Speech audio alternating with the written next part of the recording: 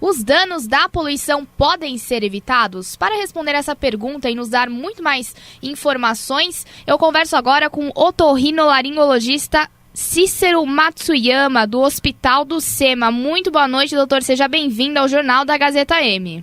Boa noite a você e todos os seus ouvintes. Doutora, eu sou a Larissa Moreira, vou fazer as perguntas junto da Juliana com você, tudo bem? Ok, Larissa, vamos lá. Bom, doutor, primeiro eu gostaria de perguntar o mais simples, quais são os principais danos da poluição? Bom, os danos da poluição vão desde os problemas emocionais, né, que diante da poluição a pessoa já fica muito mais estressada devido aos carros, aquilo que os carros produzem, até a parte física, que vão desde a inalação desses produtos tóxicos, que basicamente nas grandes metrópoles, os grandes problemas são os quê? São dois, eu acho. Acho que são os barulhos e aquilo que os motores, que são alimentados com combustíveis fósseis, né, que é a gasolina, o diesel, eliminam pelo escapamento. E quais são os óleos principais que sofrem com isso? Basicamente, o principal fator é o aparelho respiratório, por onde você respira aquele ar poluído. Isso causa danos desde a entrada da árvore respiratória, que é o nariz, indo até o pulmão. E também, hoje, sabe-se que pessoas que vivem em grandes metrópoles e poluídas têm de 10 a 15% mais chance de ter doenças cardiovasculares, ou seja, infartos, acidentes vasculares. Isso por quê? Além de inalar os agentes nocivos, vive num ambiente extremamente estressante, com pouco tempo para o lazer, com pouco tempo, quando faz exercícios, o ar está mais poluído. Isso faz com que você elimine mais radicais livres no seu corpo, são substâncias que são eliminadas no corpo, que ficam na sua corrente sanguínea e causam lesões no seu sistema cardiorrespiratório e na parte vascular também. Agora, doutor, você disse que tem algumas épocas do ano que são mais propícias, que apresentam mais malefícios à saúde. Quais são elas? Então, nós estamos no inverno, geralmente? Nessa época agora que nós estamos entrando agora, uma época muito importante, porque além de ficar mais frio, ou seja, você pode ver que São Paulo fica por vezes nos dias de inverno aquela camada acinzentada, muitas vezes a gente não tem nem o sol, e pior ainda, São Paulo no inverno não chove, ou seja, não tem aquela limpeza do ar, não chove, fica pior ainda, né? O ar seco, sem chuva e as poluentes não se dispersam, então realmente a população acaba sofrendo muito com isso. Principalmente os dois pontos principais, né? Os dois extremos de idade, que são as crianças e as pessoas acima de 60 anos de idade. Doutor, quais são as dicas que o senhor pode nos dar para evitar um contato mais danoso com a poluição? Então, o principal fator é evitar ao máximo possível fazer exercícios a partir das 3 horas da tarde, né? Principalmente no inverno, porque os carros já saíram durante as manhãs até começo da tarde, isso se acumula muita poluição. Então, se você for fazer exercício, que é muito bom fazer a parte deportiva, evitar no horário a partir das 16 horas, tá? Se puder fazer os exercícios quando feito em hora de fazer pela hora da manhã, seria o adequado. Ou se for a partir das 20 horas, né, que o movimento de carros são menores e realmente a poluição se dispersa um pouquinho mais. E cuidar do dia a dia da nossa casa, né? Ou seja, sempre que possível, deixar as janelas abertas no período da manhã, ficar sempre atento com relação à ventilação da nossa casa, aqueles aparelhos artificiais, ar-condicionado, circuladores de ar. Já que o ar é poluído, tomar cuidado para mantê-los sempre bem limpos, para que isso não prejudique ainda mais o ar que você respira. E quando fazer uma limpeza na sua casa, evitar usar espanadores ou os aspiradores de pó que tem um filtro muito grosseiro. O ideal é você usar um pano úmido nos móveis, para que o pó fique retido no seu pano úmido, ou usar os aspiradores que têm filtros especiais, que eles dão o nome de EPA, com HEPA. Agora, doutor, falando sobre o filtro, bom, a gente sabe que em ar-condicionado, dentro do carro, né, qual que é o tempo de troca desse objeto? Quanto tempo que ele dura para que não se acumule tanto pó e não faça mal à saúde? Então, normalmente nos automóveis, vamos fazer, no que a gente usa mais, né? Acho que a gente usa mais o ar-condicionado é nos carros. Normalmente aí vai depender de montadora, né? As montadoras dependem de 6 meses a 1 ano, que é o prazo que eles trocam os filtros, tá? E limpeza todos dos ductos. Os ductos a cada 1 ano, mais ou menos. Agora os filtros tem montadoras que preconizam a cada 6 meses. Agora, já em casa, tá? Os ar-condicionados de casa, existem 2 tipos de filtro. O filtro que logo que aqueles split que fica com 2 módulos que ficam na parede, outro que fica na unidade externa, o da unidade interna, se você abri-lo, você vai ver que tem uma redinha que você pode limpar facilmente na sua pia da sua casa, passar uma esponjinha e limpa. Já o filtro que fica na condensadora lá fora, realmente você tem que contratar um técnico especial. Mas o que fica na unidade interna, que fica no seu quarto, na sua sala, você pode abrir e limpá-lo. Esses domésticos, agora os do escritório realmente tem que chamar as empresas especializadas para ter a limpeza do ducto. Habitualmente, dependendo do local, por que eu falo dependendo do local? Tem local que tem muita poluição, o pó é muito evidente, aí fica de 6 meses, mas normalmente uma vez por ano. Doutor, a gente já sabe que as pessoas que vivem em metrópoles são mais vulneráveis à poluição, mas quais são as consequências disso? Sim, o principal fator são doenças respiratórias, a curto prazo, né? Então, quando a poluição piora muito, a gente não chove, não venta, realmente os inalantes ficam muito mais evidentes. O que a gente sofre, o primeiro local é o aparelho respiratório, obstrução nasal, nariz entupido, aquela secreção, se acumula a secreção, acaba ocasionando a sinusite, ou a falta de ar, as pessoas que têm propensão a ter chiado no peito, a asma, muita gente popularmente chama de bronquite, ficam mais em crise. E isso eu já falei para você, né? O pior é só o extremo da população. Só as crianças de 0 até 3 anos de idade, no máximo até 5, isso não quer dizer que as outras também têm, mas o pior de 0 a 5 e acima de 60 anos. São as pessoas que mais sofrem. Agora, doutor, segundo dados da Organização Mundial da Saúde, divulgados em março desse ano, cerca de 7 milhões de pessoas no mundo morreram em decorrência da poluição. Esse número, né, 100%, ele se divide em 3 grandes porcentagens, vamos dizer assim, primeiro de 40%, depois 40%, depois 20%. Eu queria passar com você rapidinho esses 3 tópicos. Então, se dos 7 milhões, 40% foram causadas, o que são, né, essas doenças isquêmicas, que são as causas dessa grande quantidade de mortes? São doenças cardiovasculares, né? No momento que você está num ambiente insalubre, porque não é só fumaça, o problema é a constituinte da fumaça que tem na poluição. Basicamente, a fumaça tem os produtos aromáticos, a gente chama, que são derivados do petróleo. O grande problema é o que aconteceu na civilização moderna. Aí a gente usa combustível fóssil, que vem do petróleo. Tá? Que eram mais baratos e tinha muita abundância. Hoje, a gente sabe que as reservas estão cada vez mais difíceis. Então, o petróleo está ficando mais caro. Mas, logo no início, quando a gente começou a formar os motores, o de petróleo eram mais baratos. Então, hoje, basicamente, a gente usa motores movidos a combustíveis fósseis, que a gente fala. Isso, na combustão, elimina muito gases tóxicos. Esses gases tóxicos são base de enxofre, produtos aromáticos, afetam os vasos sanguíneos de determinadas pessoas que têm uma propensão a ter lesões maiores, causando doenças vasculares. Aí estão as isquemias. Então, essas pessoas, que não são todas, ficam mais sujeitas a ter infartos agudos de miocárdio, doenças vasculares cerebrais e assim por diante. Então, sabe-se, além da vida estressante, onde a pessoa fica com maior pressão alta, mais estressada, liberando mais radicais livres no seu corpo, tem os inalantes ruins, e isso acaba acarretando em conjunto, causando mais doenças vasculares nas pessoas. E agora outros 40% por AVCs e os 20% por doenças respiratórias como câncer e pulmão. Doutor, mais algum comentário que o senhor gostaria de dizer a respeito dessas doenças tão comuns, né? Principalmente em crianças, usando muito inalador e sempre doentes, faltando na escola, principalmente no inverno, né? Como nós já comentamos.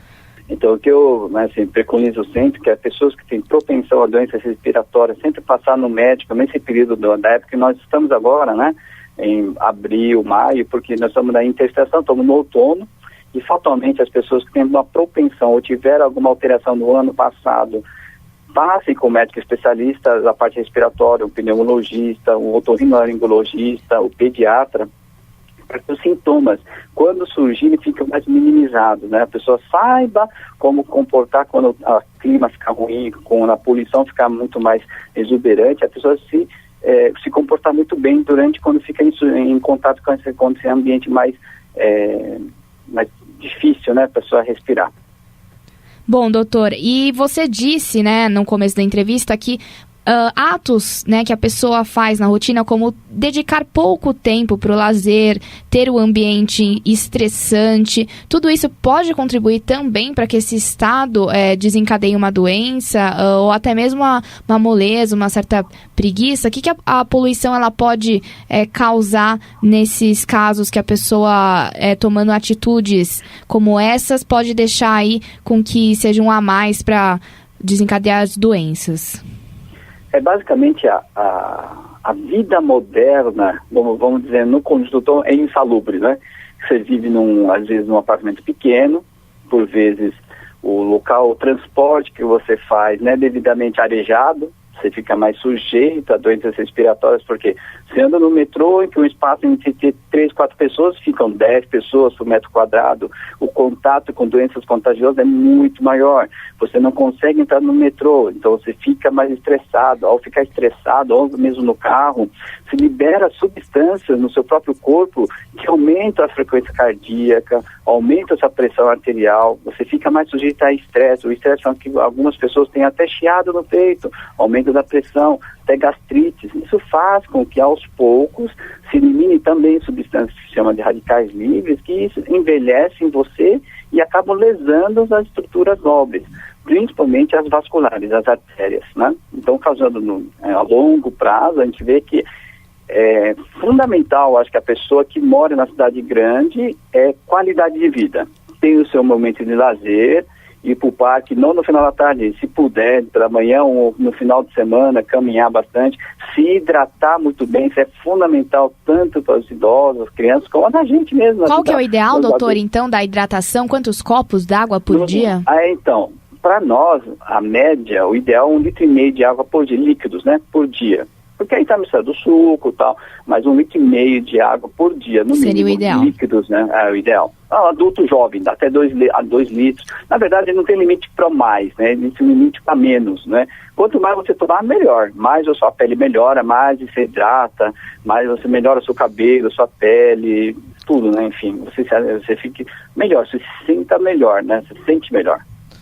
Doutor, as pessoas que usam transportes públicos, elas ficam em lugares muito fechados e muitas vezes em contato com doenças mais do que outras pessoas. O que você pode dizer para elas, essas pessoas que pegam ônibus e metrô, que elas podem fazer para prevenir essas doenças em que elas estão mais em contato com? Fundamental, que eu falei para você, para estar com um médico especialista, ou menos um médico da sua confiança, que ele vai minimizar os sintomas que você tem uma predisposição. Se você é alérgico, tratar já previamente um processo alérgico. Se você tem um problema de asma, tratar com o pneumologista, a parte pulmonar, tá? E hoje existe imunização. Se você é uma pessoa que sempre fica muito gripado, ou tem alterações, ou sofre muito das gripes, em vez das gripes durar 3, 4 dias, você fique 2, 3 semanas, até 1, 2 meses gripado, ser imunizado, tomar a vacina da gripe, pede para o seu médico, ele vai fazer uma requisição, você vai fazer imunizada, não que você não tenha a gripe propriamente dita. Se você tiver, ele vai ser mais ameno, você vai ficar uns 3 dias doente, não vai ficar 2 semanas, vai evitar o uso de infecções bacterianas secundárias, você não precisa usar antibiótico, isso auxilia muito você. Agora, com relação ao transporte urbano, de você ficar no ambiente fechado, realmente a gente sofre uma carência importante do transporte coletivo, né? Então, realmente, eu não tenho como, às vezes, a pessoa não falar, procura um outro horário, mas ela trabalha, precisa naquele horário. Então, fica realmente mais difícil para a gente monitorar a nível médico, né? O que a gente pode fazer é minimizar os sintomas e ela procurar um colega médico que possa minimizar aquilo que é essa de predisposição pessoal, através da imunização de vacina, através de hidratação, cuidar da alergia, da asma e assim por diante.